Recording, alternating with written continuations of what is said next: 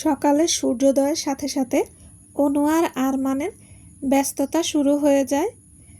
আজ অ্যারনের pre wedding party. সেই party এর আয়োজনে আরমান তার পুরো টিমকে রিসোর্টে নিয়ে এসেছে। অনুও মাস্ক পরে কাজে লেগে পড়েছে। নিজের শখের পুরুষের বিয়ে বলে কথা। অনু পার্টি এর সব ডেকোরেশনের দিকটা সামলাচ্ছে আর আরমান বাকি অ্যারেঞ্জমেন্টগুলো সামলাচ্ছে। কাজ করতে করতে এখন দুপুর। আজ ফ্লোরিডায় সূর্যের প্রখরতা একটু বেশি। সকালে তেমন একটা অসুবিধা না হলেও দুপুর হওয়ার সাথে সাথে গরমে অতিষ্ঠ হয়ে উঠেছে সবাই। অনুও তার ব্যতিক্রম নয়। অনু রেস্টের জন্য বাগানে গাছের ছায়ায় গিয়ে বসে। এত কাজ সামলাতে গিয়ে হাঁপিয়ে উঠেছে অনু। কিন্তু সিংহবাদ কাজ এখনও বাকি। এদিকে অনুর শরীর খারাপ লাগছে, কিন্তু কিছু করার যে নেই। আরমান ভাইয়ের জন্য এই ডিলটা অনেক গুরুত্বপূর্ণ। কত পরিশ্রম করছে উনি। না, বসে থাকলে চলবে না ভেবেই অনু উঠতে নেয়। তখনই আরমান অনুর সামনে জুসের গ্লাস নিয়ে দাঁড়ায় আর বলে, শান্তিমতো বসে আগে জুসটা খেয়ে নে, একটু জিরিয়ে নে, তারপর সব হবে। তোকে এত প্রেশারাইজ নিতে হবে না। বাকি সবাই আছে সব কিছু দেখার জন্য। না না আরমান ভাই, আমি ঠিক আছি। চলো এখন। সন্ধ্যার পরপরই পার্টি শুরু হবে। এখনো অনেক কাজ বাকি। তোকে কি বলেছি কানে শুনিসনি?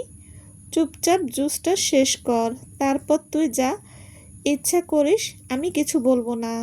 আরমানের জেদের কাছে অনু হেরে যায় আর জুস শেষ করে খালি গ্লাসটা আরমানের কাছে দেয়। হয়েছে এবার? বলেই আরমান মুচকি হেসে পুনরায় কাজে লেগে পড়ে। অনুও উঠে ফাংশনের ডেকোরেশনের কাজে লেগে পড়ে। অন্যদিকে অনুর প্রতি আরমানের কেয়ার নেওয়া, প্রায়োরিটি দেওয়া, সব কিছুই টিমের কিছু মেম্বার খারাপভাবে নিচ্ছে।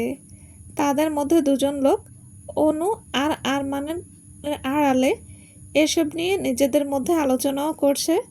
বসের কি ভাগ্য, এমন সুন্দরী একটা মেয়েকে সে তার বাসায়ও দেখতে পায়, আবার কাজের সময়ও দেখতে পায়। তোর কি মনে হয় শুধু দেখা অবধি সীমাবদ্ধ? একসাথে কাজ করছে, থাকছে, এতদিনে হয়তো তাদের মধ্যে রিলেশনও হয়ে গেছে। সবার সামনে নিজেদেরকে কাজিন পরিচয় দিলেও ভেতরে অনেক কিছুই আছে। ঠিক বলেছিস। এরকম হট কাজিন যদি আমারও থাকতো তাহলে তো রোজই। চুপ থাক, স্যার যদি শুনতে পায় তাহলে জব থেকে বের করে দেবে। চুপচাপ কাজ কর। এই বাসগুলোতে পানি এনে রং দিয়ে ভালো দিয়ে কালার কর, স্যার বলে গেছে। লোকটা বিরক্ত হয়ে বলল, হ্যাঁ করছি, এত বলতে হবে না। বলেই লোকটা নিজের কাজে চলে যায়। লোকটা ভেতরে গিয়ে পানি নিয়ে আবার বাগানের দিকে যেতে নিয়ে ঠিক তখনই লোকটা অ্যারনের সাথে ধাক্কা খায় আর অনেকটা পানি পড়ে অ্যারনের শার্ট আর প্যান্ট ভিজে যায়।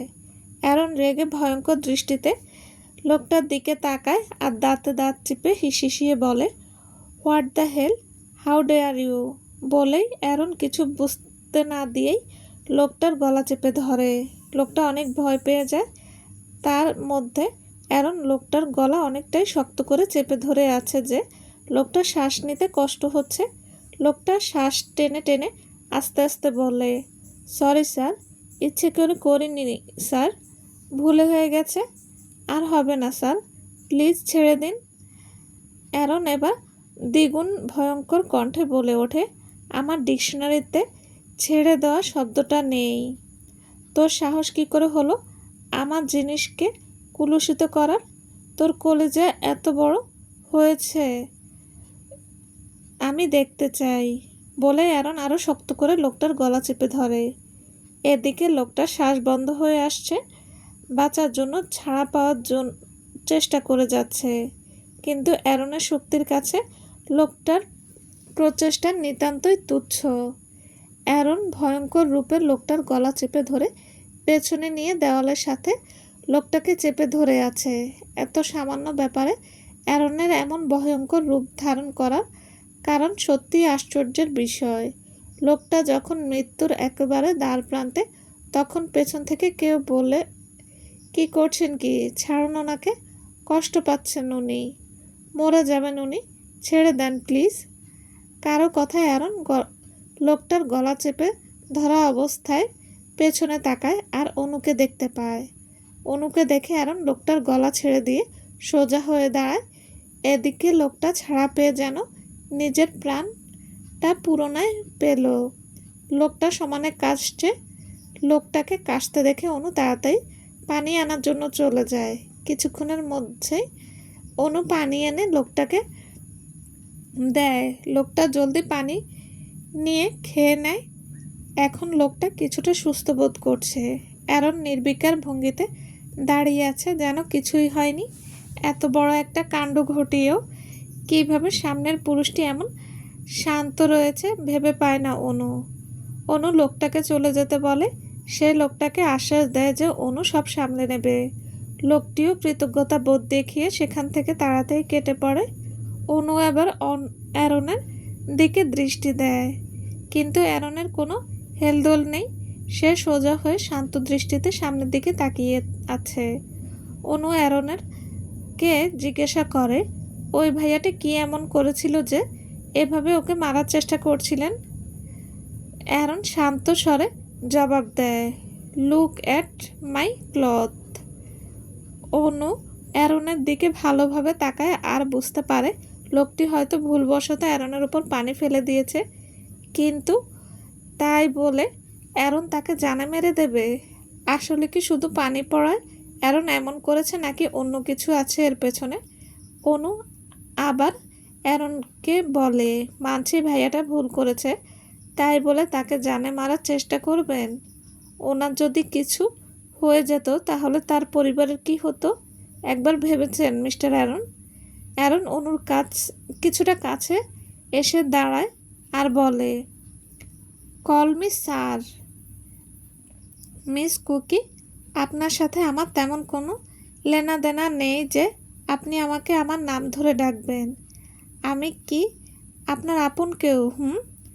বলতে গেলে আপনি আমার আন্ডারে কাজ করছেন, সে হিসাবে আপনি আমার এমপ্লয়। আর এমপ্লয় বসকে কি বলে ডাকে আপনি জানেন নিশ্চয়ই। অনু ছলছল চোখে একবার অ্যারনের দিকে তাকায়, তারপর মাথা নিচু করে ধীর কণ্ঠে বলে, সরি স্যার। অ্যারনের কথায় অনু অনেক কষ্ট পেয়েছে। অনু মাথা নিচু করে ফেলে যাতে অনুর চোখের জল অ্যারন দেখতে না পায়। অনু ভাবতে পারছে না যে অ্যারন আগে স্যার বললেই অনুকে ধমকে বলতো, যেন অ্যারন বলে ডাকে। সেই অ্যারন আজ এমন কথা বলল। অবশ্য বলবেই না, কারণ অ্যারন তো আর অনুকে চিনতে পারেনি। আর চিনতে পারলেই বা কী হতো? অ্যারনের জীবনে তো তার শখের নারী আছে, আর কি লাগবে? অনু যখন মাথা নিচু করে নানান চিন্তায় বিভোর, তখন অ্যারন অনুর আর একটু কাছে গিয়ে অনুর দিকে ঝুঁকে পড়ে। অ্যারনের শীতল নিঃশ্বাস অনুর উপর আছড়ে পড়ছে। অ্যারনের উপস্থিতি বুঝতে পেরেই অনু মাথা তুলে আর দেখে অ্যারন অনুর অনেকটা কাছে এসে অনুর দিকে ঝুঁকে আছে। অ্যারনকে নিজের এত কাছ থেকে দেখে অনুর হৃৎপিণ্ড তড়িৎ গতিতে লাফাতে থাকে। অনুর শ্বাস ঘন হতে থাকে। অনু আবেশে চোখ বন্ধ করে নেয়। কিছু সময় দুজনের মাঝে নীরবতায় কেটে যায়। অ্যারন অনুর কানের কাছে নিজের মুখ নিয়ে মৌনতা ভেঙে হাসকি কণ্ঠে বলে, পরের জন্য তো খুব মায়া তোমার। একটু মায়া নিজের আপন মানুষদের জন্য রাখলেও পারতে মেয়ে। সবার কষ্ট তোমার নজরে এলেও নিজের ব্যক্তিগত পুরুষের কষ্ট তোমার চোখে পড়ে না। আর হ্যাঁ, যে ভুল করে তাকে ছেড়ে দেয় না অ্যারন কার্লেন, তাকে তার উপযুক্ত শাস্তি দেয় অ্যারন। কথাটা মাথায় রেখো মেয়ে, সামনে কাজে দেবে। অনু এখনও চোখ বন্ধ করে আছে। চোখ খোলার ইচ্ছা করছে না অনুর।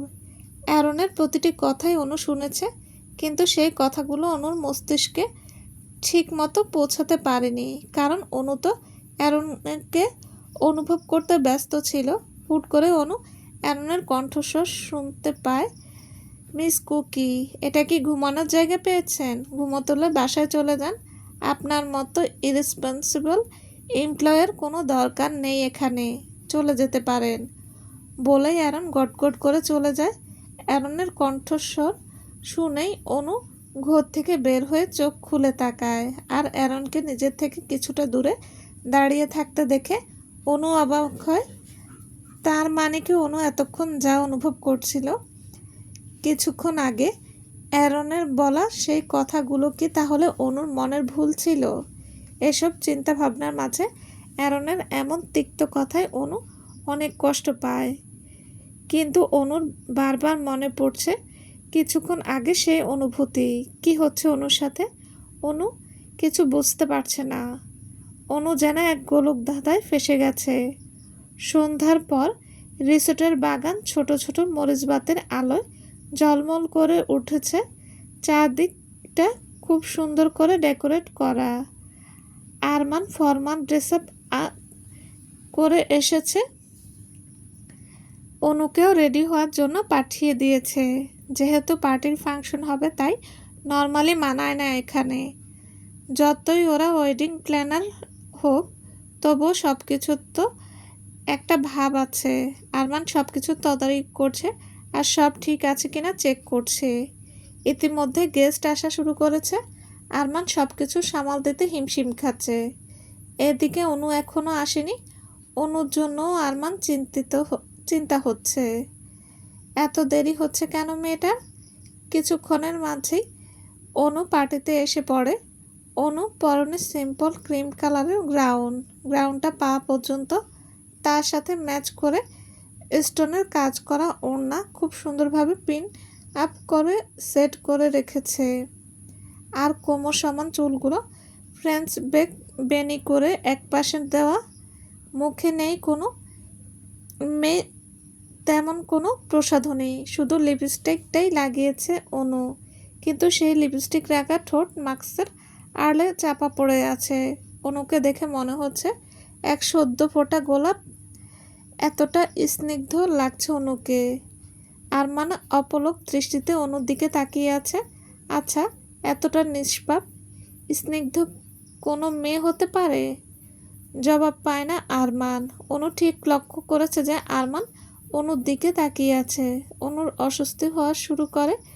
তবুও অনু মুখে মেকি ফুটিয়ে আরমানের কাছে এসে দাঁড়ায়। অনু পরিস্থিতিকে স্বাভাবিক করার জন্য বলে ওঠে, সব ঠিক আছে তো আরমান ভাই? অনুর কথায় আরমান হুঁশ ফিরে পায়। আরমান অনুর দিক থেকে দৃষ্টি ফিরিয়ে নেয় আর বলে, এখন আর দেরি করিস না কুকি। তুই ওদিকটা দেখ, আমি এদিক সামলাচ্ছি। অনুও মাথা নেড়ে সায় জানায়। হুট করে লেমলাইট বাগানের ইন্টারেস্ট এর জায়গা সাজানো গেটের দিকে। আরমান অনু দুজনেই সেদিকে তাকায় আর দেখে অ্যারন আর রোজ আসছে। সহজ কথায় বলতে গেলে পার্টিতে কাপল এন্ট্রি নিচ্ছে। অ্যারন নেভি ব্লু কালারের ফুল ফর্মাল গেটআপে এসেছে। চুলগুলো স্টাইলিশভাবে সেট করা আর চোখে সানগ্লাস। অ্যারনের বরাবরের মতোই হ্যান্ডসাম লাগছে। অন্যদিকে অ্যারনের গেটআপের কালারের সাথে মিল রেখে রোজও নেভি ব্লু কালারের ব্যাকলেস গ্রাউন পরেছে, যার দরুন রোজের পেছনের দিকটা অনেকটাই উন্মুক্ত। রোজের ফর্সা গলা পিঠ অনেকটাই উন্মুক্ত। রোজের খোলা চুলগুলো এক সাইডে রাখা। সব মিলিয়ে রোজকে লাস্যময়ী লাগছে। যে কারণ নজর রোজের উপর পড়বেই। অ্যারন দুহাত পকেটে গুজে সামনের দিকে এগিয়ে যাচ্ছে। তার পাশাপাশি রোজও অ্যারনের পাশে হেঁটে আসছে। এখন যদি দুজন হাতে হাত রেখে এন্ট্রি নিত তাহলে যে কেউ বলতে বাধ্য হতো, they are perfect for each other, their status match with each other. কিন্তু পারফেক্ট হলে কি সম্পর্কে ভালোবাসা থাকে? পারফেক্ট হলেই ভালোবাসা থাকবে এমন কোনো মানে নেই। ভালোবাসা সব কিছুর ঊর্ধ্বে। অনু রোজ আর অ্যারনের দিকে তাকিয়ে আছে। আসলেই তারা একে অপরের জন্য পারফেক্ট। অনুর এখন নিজের উপর গর্ব হচ্ছে। অনু 6 মাস আগে ঠিক সিদ্ধান্তই নিয়েছিল। এসব ভাবতে ভাবতে অনু দীর্ঘশ্বাস ছেড়ে অন্যদিকে চলে যায়। এদিকে অ্যারন যে চোয়াল শক্ত করে রাগী দৃষ্টিতে অনুর দিকে তাকিয়ে আছে তা অনু জানতেও পারল না। কুকিরূপী অনুর উপর কিসের এত রাগ অ্যারনের? সব রহস্য যেন কালো চাদরে মুড়িয়ে আছে, যা সকলের নজরের বাইরে।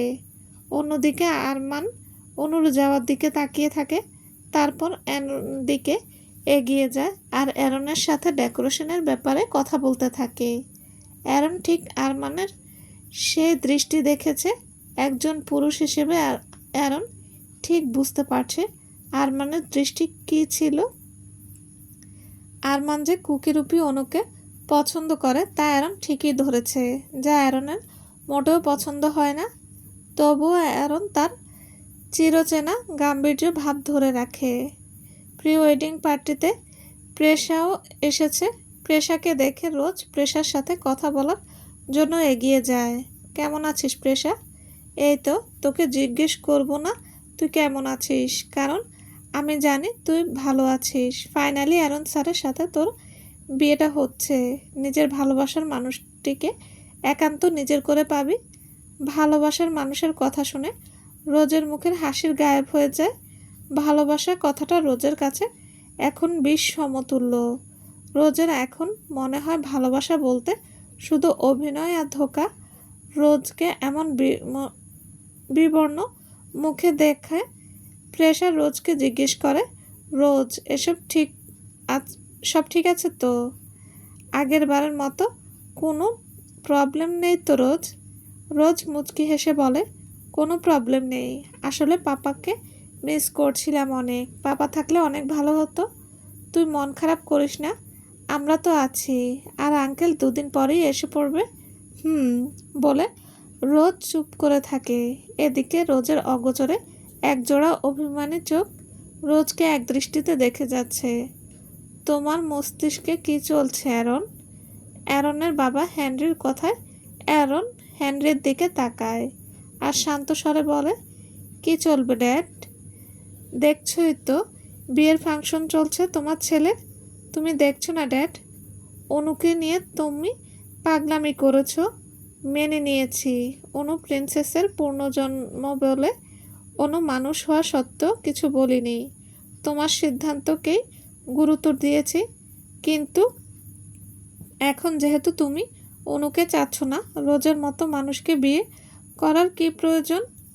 ভ্যাম্পায়ার প্রিন্স তুমি চাইলেই অসংখ্য ভ্যাম্পায়ার প্রিন্সেস এর মধ্যে সবচেয়ে সুন্দরী আর শক্তিশালী প্রিন্সেসকে বিয়ে করতে পারো।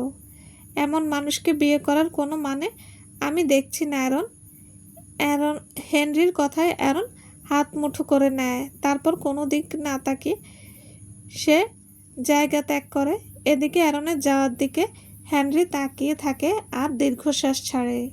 অ্যারনের এইসব গেমের অবসান কবে হবে তার কারো জানা নেই।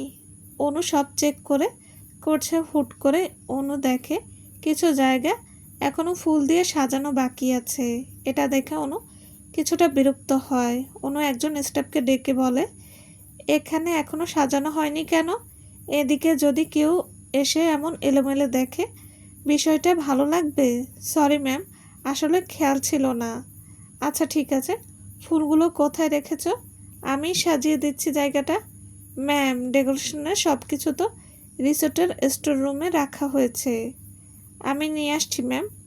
দাঁড়াও, তুমি গেস্টদের দেখো কার কী লাগবে। আমি স্টোর রুম থেকে সব নিয়ে এসে সাজিয়ে দিচ্ছি। বলে অনু স্টোর রুমের দিকে চলে যায়। স্টোর রুমে এসে অনু লাইট জ্বালিয়ে সব জিনিসগুলো খুঁজে খুঁজে গুছিয়ে একসাথে করতে থাকে। এর মধ্যে হুট করে স্টোর রুমের লাইট চলে যায়। পুরো স্টোর রুম জুড়ে ঘুটঘুটে অন্ধকার ছেয়ে যায়। লাইট চলে যায় অনু প্রথমে কিছুটা চমকে যায়, কিন্তু বিষয়টিকে স্বাভাবিকভাবে অনু হাতিয়ে হাতিয়ে স্টোর রুমের দরজা খুঁজতে থাকে। তাড়াহুড়াতে অনু নিজের ফোন নিয়ে আসতে ভুলে যায়। অনু নিজের ওপর নিজেরই রাগ লাগছে। ফোনটা কেন যে ভুলে রেখেছে। এলাম, ফোনটা থাকলে অন্তত এই অন্ধকারে থাকতে হতো না। অন্ধকারের মধ্যেই অনু দরজার কাছে পৌঁছে যায় আর দরজা খুলতে নেয়। কিন্তু কি, দরজা খুলছে না কেন? অনু যখন ভেতরে ঢোকে তখনও দরজা খোলা ছিল, তাহলে আটকালো কিভাবে?